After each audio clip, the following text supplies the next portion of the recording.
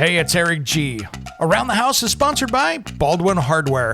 For 75 years, Baldwin Hardware has been known for its first-class quality and craftsmanship in door and cabinetry hardware. As an alumnus of the Baldwin Hardware Design Council, I can say I have seen the details and quality from design to the finished product. If you're looking for a new style and old-world craftsmanship, I can tell you there is only one Baldwin Hardware. Check out what would look great in your home at baldwinhardware.com.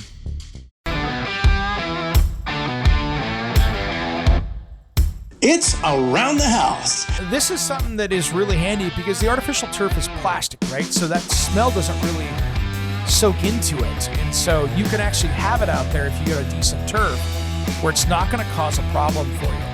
And what's cool is you can go around and pick it up and then hose it down, and they do make deodorizers, which we'll talk about in the next segment. But if you go through and set this up correctly with the right base underneath it and the right drainage, you can have a space that is meant for the dogs, but not as filled with odor as you might think.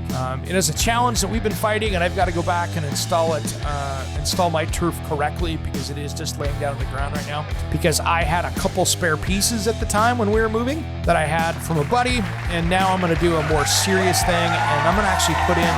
When it comes to remodeling and renovating your home, there is a lot to know, but we've got you covered. This is Around the House. Welcome to the Around the House show, where we help you get the most out of your home through information and education. Thanks for joining us today. Today's show is brought to you by our friends over at Root Quencher at rootquencher.com. If you are spending time making sure that you've got your plants, shrubs, trees are all watered correctly, check these guys out because they put the water right at the roots so the water doesn't run down the hill or anywhere else. It puts it right where it needs it, and you don't have to water a bunch of other stuff needlessly. Check them out at rootquencher.com. Well, today we're going to be talking about in this hour pets and making sure for all the dog owners out there that we've got some of the latest and greatest stuff because, you know, there's a ton of dog owners in our audience. And today I wanted to talk about some of those things that really make, you know, fun for the dogs around the house. You know what I mean? I mean, that's the fun part is taking care of those pets can be an exciting time. And one of the first ones that I did here when I moved into my new house, and this was a lot of fun. So I wanted to create a dog area because, you know, I'm busy. My wife's busy. I wanted to make sure that we had the pet situation covered for the dogs. So what I wanted to create was a dog run area that I didn't have to worry about the dogs having to wait for us to come let them out, that we could control the space they went to. So I wasn't going around the whole yard picking up dog poo, as well as create a space that they could go out to anytime they wanted to get a breath of fresh air. And so what we did is we took this little side yard that was kind of a awkward triangular space. I fenced it in and put some artificial turf down and created our dog bathroom area, the little dog run on the side. And then I put in just a regular dog door, and it worked okay. This last early spring, and it was, I think, my first segment that I did for my new show, Around the House Northwest, the television show, is I installed a high-tech pet door. And literally this is high-tech because that's the company name, High-Tech Pet. And these guys are great. And you can find this over at hitechpet.com. So hitechpet.com, High-Tech Pet. And I put in a very smart Wi-Fi enabled dog or pet door opener. So the cool thing with this, and this was a game changer for me. And what it does is it seals up beautifully. Like you could have a flood outside and the water's not going to run around it kind of thing. This is your answer to having something. You know, the problem I had is I had the old dog door in there with the magnets on it. And if we had a 30 or 40 mile an hour wind, it would open the door up and blow in. And I have large dogs, so this would be a problem. So now you put a collar on your pet. They get close to the door. You can get it tuned in. And the door automatically opens. They go outside. It closes. And when they get close on the way back, it opens and closes. So one, you don't have the Danny DeVitos or whatever in Home Alone trying to creep through it. Two, you don't have the raccoons coming through it because the dogs are coming in and out. And 3, it gives you a very affordable solution for keeping the animals out where they need to be and your animals in where they want to be, and the ability for them to go outside. And so that's what really is cool. So I have this pet collar that's operated. It's a ultrasonic pet collar, and I can also run it with my phone, which is cool. And then you can set up custom timers and all that kind of things. It's really easy how it goes in. I mean, you can set up to 20 custom timers at the exact times your pet is allowed to go in and out. If you don't want them to go out at certain times, you can do that. 7 days a week. It works out really well. And then the app also gives you full operating instructions of how to operate it, and it works out really well. And then, if it needs firmware updates, things like that, it'll automatically do it, which is great. But I do love the 4-way access control and hold option too. So you can, if you're charging collars or something like that, or working on it, or you just want the dog to be able to run in and out, and it's a nice day, you can open that up and let them go. And it gives you great control of where your dogs and pets are. So they're really easy. You can put them through a door. You can put them through the wall. They do have like wall tunnel kits that you can put through there. Different sizes. They have their pet safe batteries that go into these.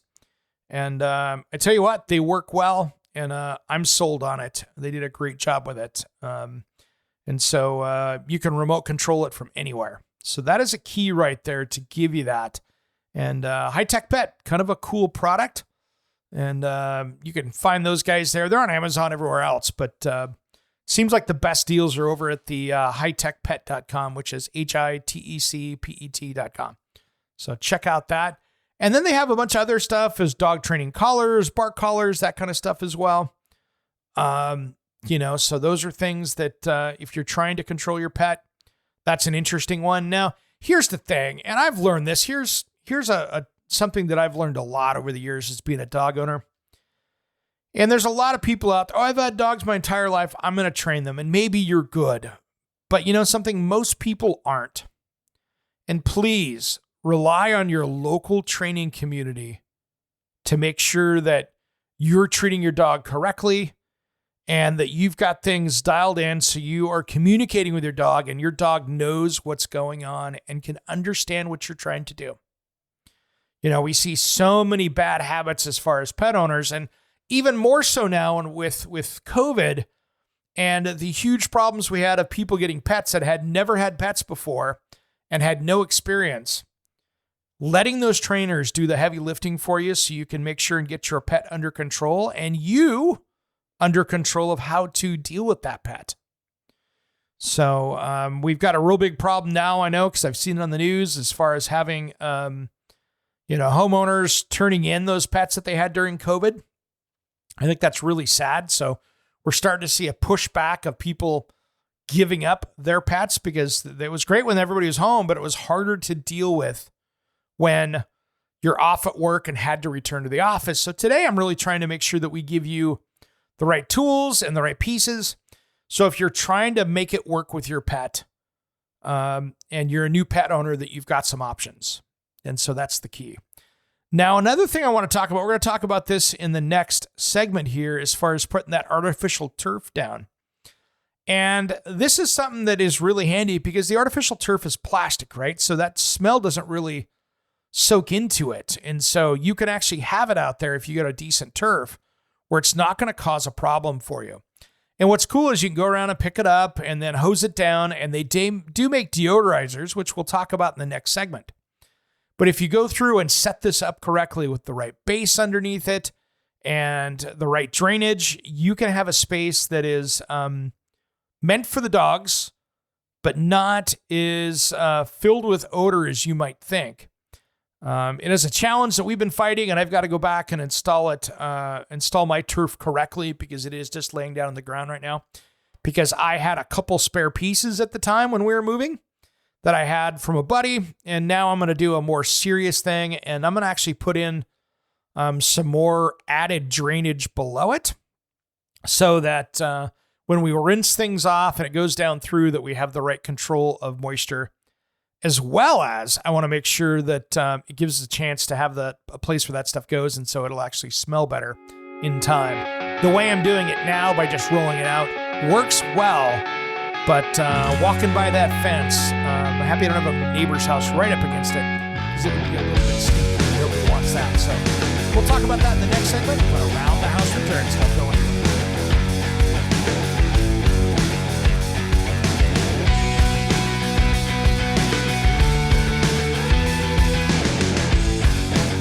What's up? This is Stick And Satchel from Steel Panther, and you are listening to Around the House with Eric G. Yeah. We love Eric G, and you should too.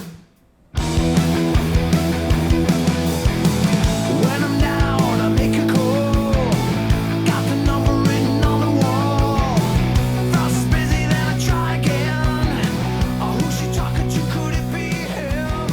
I got the number and it starts to ring. Welcome back to the Around the House show. This is where we help you get the most out of your home through information and education. If you want to find out more about us, head over to aroundthehouseonline.com.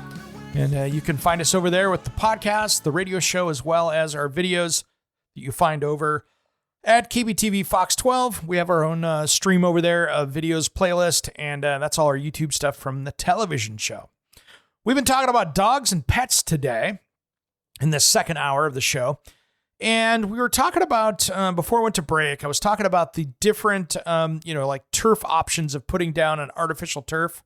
So you don't have to worry about the dogs staining the grass and that kind of stuff. And there's a couple different ways to go as far as keeping that deodorized if it's an area that your dogs are using as a bathroom source, where they're going to be using the bathroom, and you want to keep it smelling good. There's a product, and these are both ones I'm going to be testing out here shortly, so I'll let you know how it goes, but they're well known in the industry. One of them is called Zeofill, and it is a infill and backyard deodorizer. So this is how this works, and it really helps when you've got like if it doesn't rain a lot and you've got a dry area and the dogs are going in the same area. It doesn't matter if you've got like those pee pads or things like that. This stuff works really well. So this backyard deodorizer is designed to absorb the urine. And what it does is it prevents the ammonia from turning into a gas, right? So where other products kind of neutralize it, this actually doesn't neutralize it. It just captured that ammonia and keeps it from getting released. So you don't get that ammonia urine smell. So it leaves the area odor free. So that is the key really to this. And so you can get this backyard deodorizer. You can get it in like a 50 pound bag. You can get an 8 pound. You can get a little 4 pound container. There's lots of different stuff. They have a starter pack that you can buy that's all set to go, which has stuff. There's a premium bundle. So anyway, there's a lot of stuff. Zeofill, ZEOFILL.com. And they've got a lot of different things depending on your application. So they recommend it for dog runs, artificial turf, dog parks, potty patches, vet clinics, natural grass, all of those things. And then there's another one here I wanted to talk about, which is another one that I think is very interesting. This one is called Pee Hero. And same kind of thing. It is a liquid that you apply. And you can put it on artificial turf, fake grass, real grass, porch potty pads, dog kennels, dog runs, stables, barns, concrete, cement, rocks, stones, gravel, dirt, basically anywhere you want. And it's an endless list, but basically all you do is mix this stuff out and spray it out there. And if you use one of those pump sprayers, it works really well. And follow the directions, and then you have a good situation on your hands, because basically you're going to repeat the steps. It's an enzyme, so it's got millions of little enzymes in it. This enzyme eats up everything, so you basically go through and put this every 3 to 10 days until the smell is gone. And it takes a little bit of while. The bigger the problem, the more it takes for the enzymes to eat it up. But once you get those microbes going, then, you can have it so they keep working. And so let the microbes do the work for you. That's also great, for handling that stuff. Now, the next one here is something that is a challenge, and this can be a challenge with dogs and cats, and especially cats. When you have dogs that go to the bathroom inside the house in the non-approved areas. And this is a big problem when you have wall-to-wall carpeting and things like that. We just had this happen at a relative's house where the cat was going. I'm allergic to cats, so I can tell you it wasn't my house. But the cat that had some health issues before was going into the corner of a room and going pee and marking that territory. And many times you can go in there, if it's only been a couple times, and hit it with like Nature's Miracle, one of those enzymes, and it will go in there and eat up the carpet. I have had very good success with that product.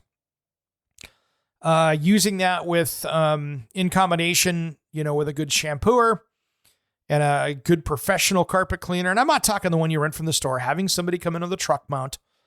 What we did is we went in there, and this was in a rental probably 15 years ago. I went in there with Nature's Miracle. I went through the black light, and I could see everywhere that had been, the cat had made mistakes throughout the house. So we went through with the black light and glasses on, and then I applied the Nature's Miracle in those areas.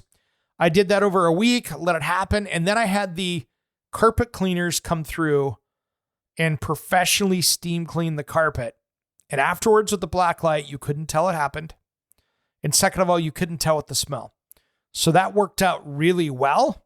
If you're trying to do this here with one of those rental ones, you're not going to have the desired results because it just leaves too much water in place. So you'll get the water diluted from that, but it doesn't really go away. And you need to have the power to get it up out of the pad. Now, when it gets bad is when it gets through the pad, you're not going to be able to really attack this. This is when the carpet needs to come up, probably be thrown away or professionally cleaned.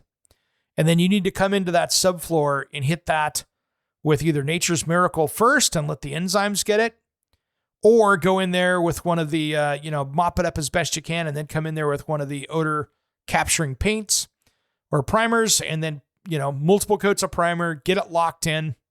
Or if it's just one area, cut out that subfloor and replace it with something that's not. That's always the better situation. But make sure that you've got that dialed in before you put the new carpet back down. Now, I have seen companies rescue carpets that were destroyed. And probably the worst case, which I was shocked that they did it and didn't like it. And this was 40 plus years ago, but I saw a house that had a sewage backup in it. And the restoration company came in, grabbed that carpet, took it out, had it deodorized and cleaned and brought back and reinstalled. And I would have said no. I would have said I don't want that health hazard, and maybe not they're doing that anymore because carpet's just going to be better to put in there. But again, make sure that you've got those things taken care of. Make sure you've got the right carpet in there. And then they make pads. If you're going to put new carpet in, they make a waterproof pad that is designed for pets. So if you get like one of these Stainmasters, the carpets that don't stain, make sure you spend the money on the pad behind it that is closed cell. So that way you don't get that stuff soaking into the pad. And once it's in the pad, it's very hard to get out of there. So using a closed cell pad is really good for that. And it keeps things really clean. So make sure you use that closed cell, like an 8-pound pad. I love those. They're so comfy and plush at the same time they're sealed. So nothing gets a chance to get through that, and it's almost a barrier between that and the subfloor behind it. So if you have a pet accident, it's going to be smart in how that works. Now, when we come back, I want to talk about one of my favorite tools with the pets. And I used to have a dog that was an escape artist and how I dealt with that. We'll talk about that dog escape artist just as soon as Around the House returns.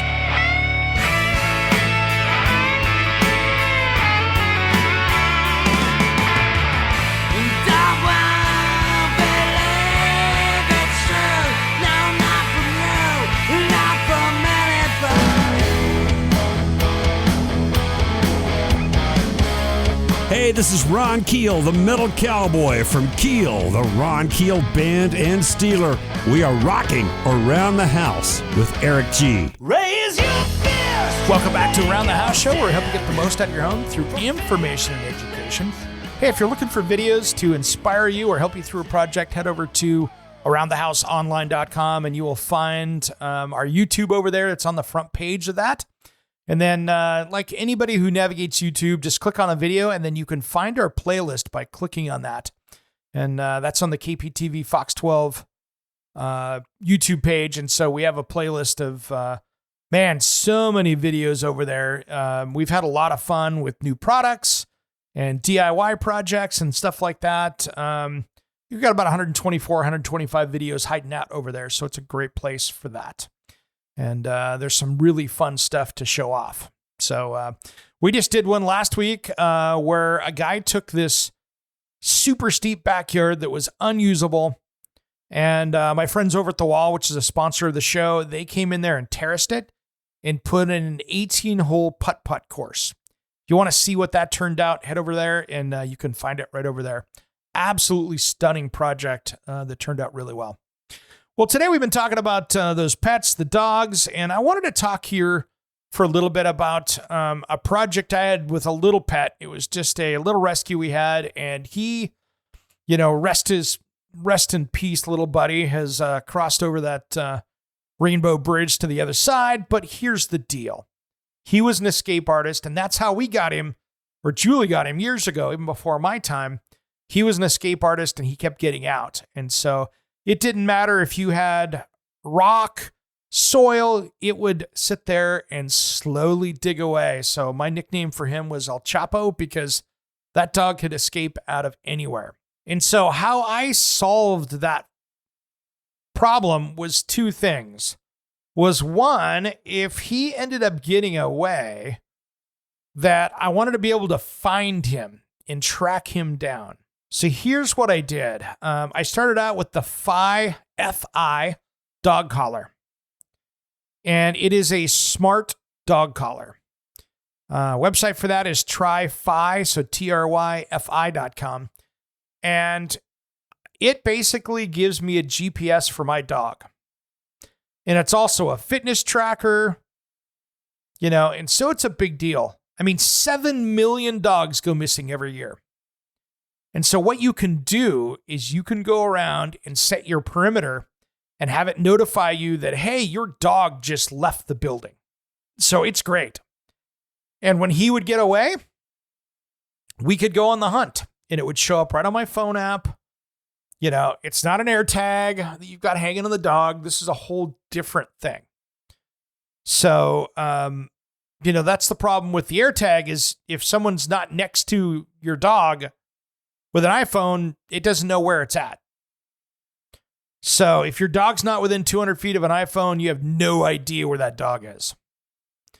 So, and what's cool is this has GPS and LTE, so it actually uses the technology from the cell phone towers to work. And so this works out really well. So when you go into lost dog mode, you can figure out where the dog went to. And so I love it. And so it's one of those things that works really well. It's a really cool collar. And it's something you can click a lead off to as well. I mean, the new collars have 400 pounds of static force testing on them. So it'll do. And they're waterproof tested to IP68 and IP66K. So their Series 3 is the most waterproof device ever put on a dog. So it is meant for that. And so these are really cool, and it's something to take a look at. And I really like working with these guys. They've got some really great stuff. This is a serious collar that is meant for serious dogs. And I love the industrial strength out of it. So if you ever have that dog that likes to get away, this is your electronic answer to make it work. So it's one of those that I'm very, very, very impressed with. So, and that's tryfi.com. So tryfi.com. Now I had to get crazy around my house because my little dog was digging holes and getting out of that dog area that I had built. So I finally had to go in and take some really fine chicken wire mesh that was thick and small because I didn't want the dog to get hurt. So what I did is I dug down about a foot and then came back about 2 feet. So I attached it to the bottom of my fence, went down about a foot, and then went back and backfilled over the top of this L piece. So when the dog would dig down there, it would get up against the metal and go, oh, I can't dig through it. And finally, he gave up trying to dig around that. But I literally had to staple all of this to the bottom of the fence to keep it so the dog would not get away. And that's how we got out of that.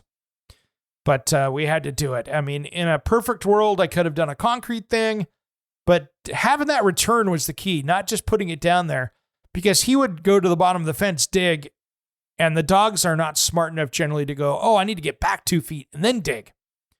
So they couldn't figure that out. So that was one of the best things we did.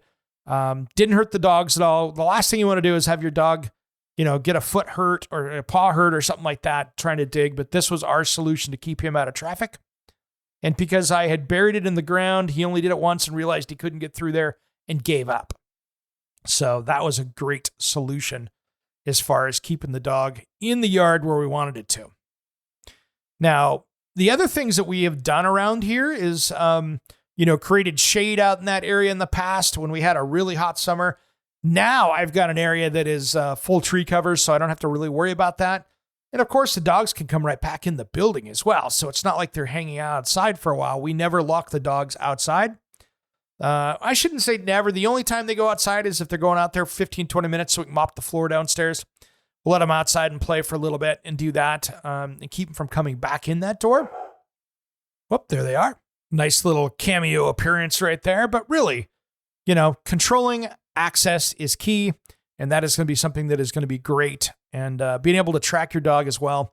And the battery lasts a long time. It's like once a month I can put it on there for, an hour or two, and it's charged up really well. And I've had these things for years now, and they're doing really well, especially with dogs that play hard a lot. They have been very durable. So it is something that is very important. And I think making sure, just like when we're dealing with dog foods and stuff, making sure that your vet is part of their follow-up plan and make sure that you're providing your dogs with the best food and continuous clean water. And the next thing I want to talk about coming up here in the next segment, which I think is an important one here, is making sure that you are doing all the things as a dog owner that you should be doing, whether it's the follow-up checkups, whether it's the exercise. And that is something that I think has been one of the biggest problems that we've had, is that we have a huge issue with people that went out and bought these really cool breeds that they loved off Instagram and then brought them home and realized, holy smokes, I have to take them out for 5 miles a walk today. Otherwise they're going to tear my house up. These are things that I want to talk about that I've learned as far as getting access to the dogs to burning off that energy. And that's an important one. And I tell you what, I could not be a successful dog owner without my wife, Julie, helping us get this stuff done. Because I tell you what, the challenges that we have with my schedule and getting the dogs walked, she has been a trooper on making sure that they are taken care of. And that has been a very cool situation where we've had teamwork that's made this work. Now, when we come back, we got so much more to talk about as dog owners and pet owners here. I really want to talk a little bit more about some of the food and the training aspects here, and we'll do that when we come back. If you want to find out more about us, or if you have questions about Around the House, head over to aroundthehouseonline.com. Make sure you find us on social media. Just look up Around the House Show, and you can find us there. And we have a closed group on Facebook, Around the House Nation, where you can share up those projects and everything that you're working on. All right, we'll be right back after these important messages. Don't go anywhere.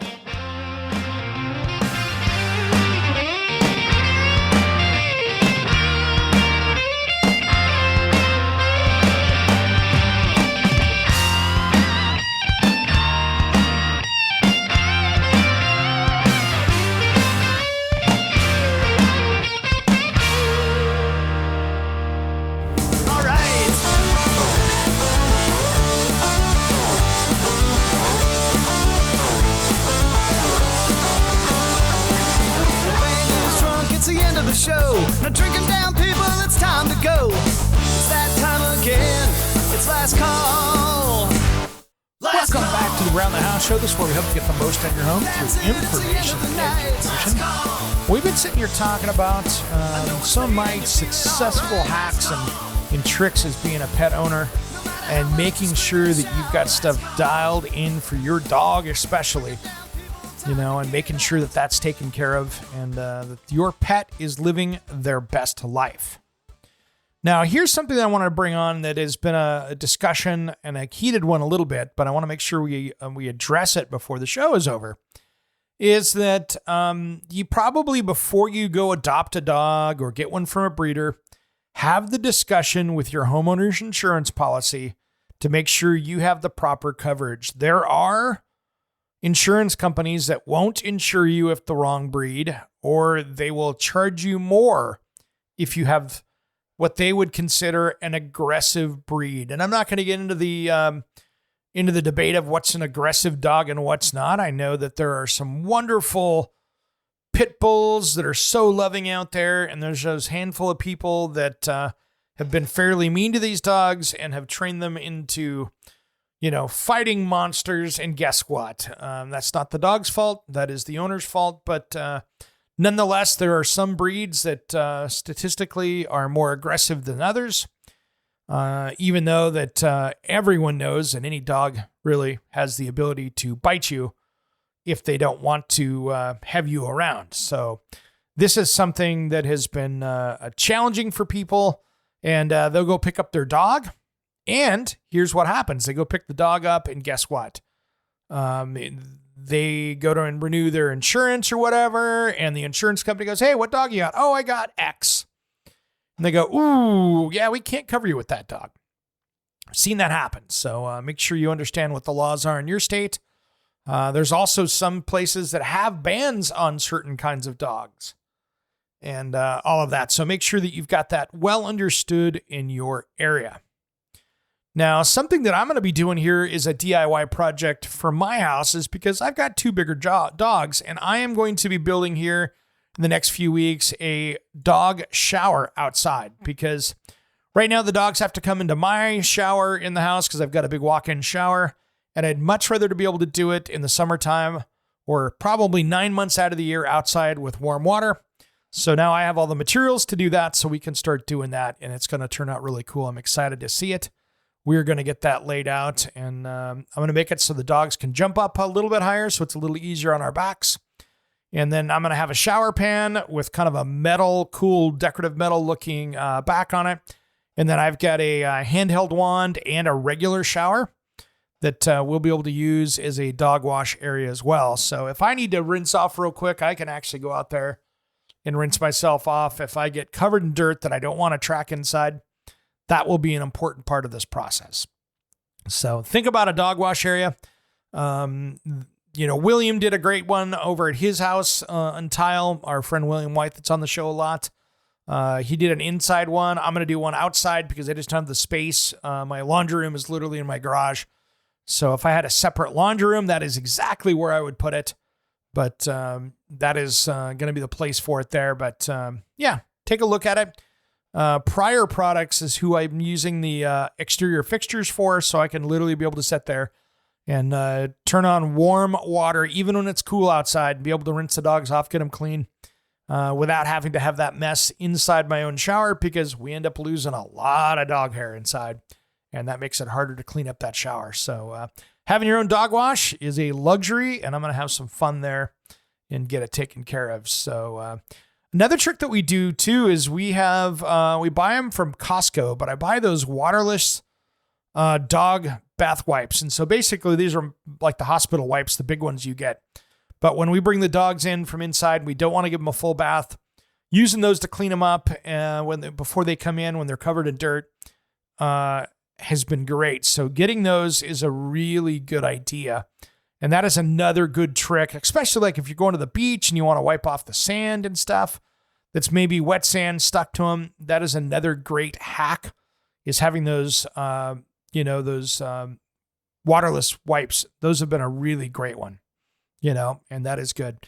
Now, some of the other stuff that you can do, there's a lot of little tricks out there for dealing with pets, but one is going to come down to training.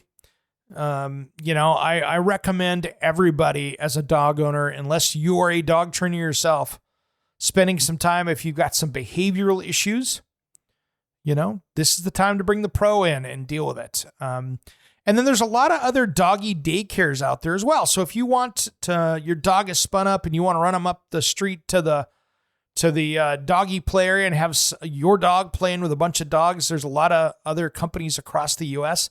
that have some great solutions for that besides just going to the dog park, And one thing too, I want to talk about, find the trainer that works with you.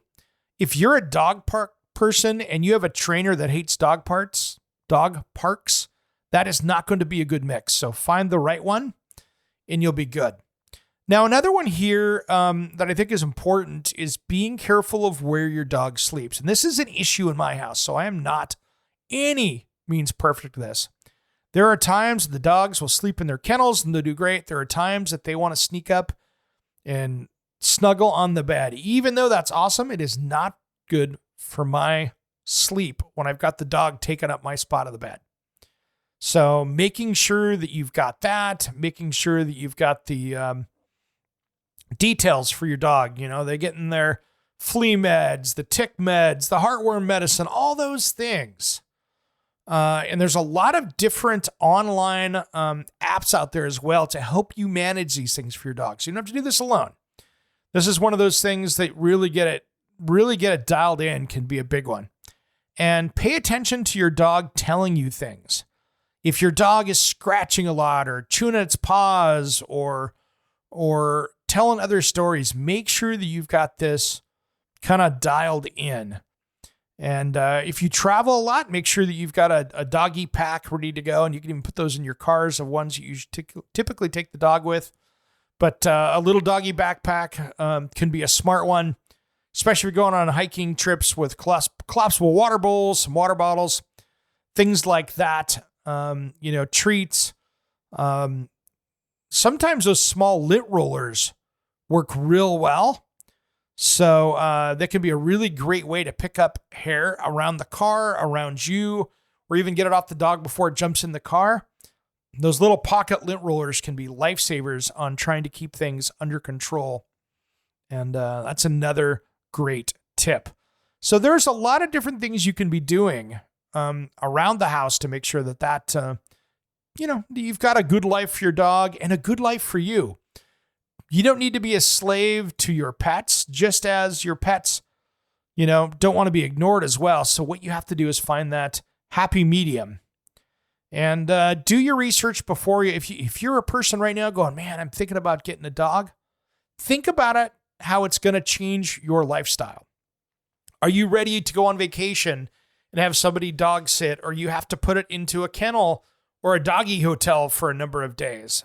Are you ready for that? Is your dog ready for that? So make sure that you've got the understanding of what it takes to be a dog owner.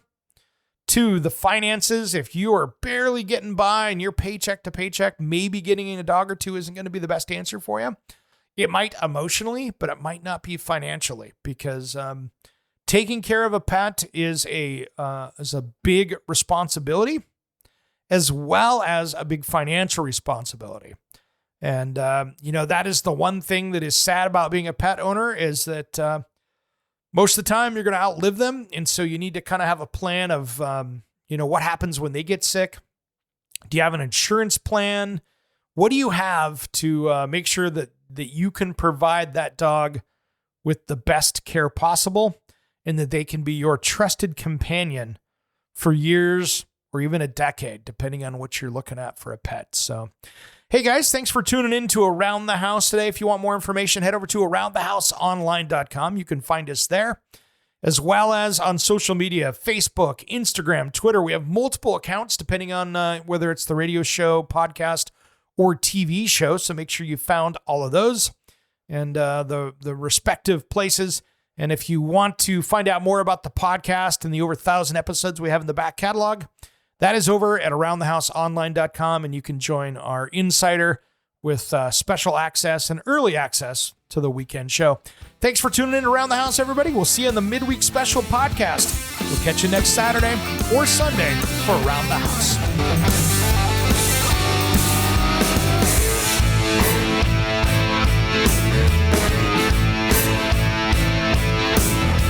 Somewhere unseen, lands undiscovered. Anywhere beyond the mean. Life is a love song, let's be lovers. We're all over the radio. Take my hand, I know where to go.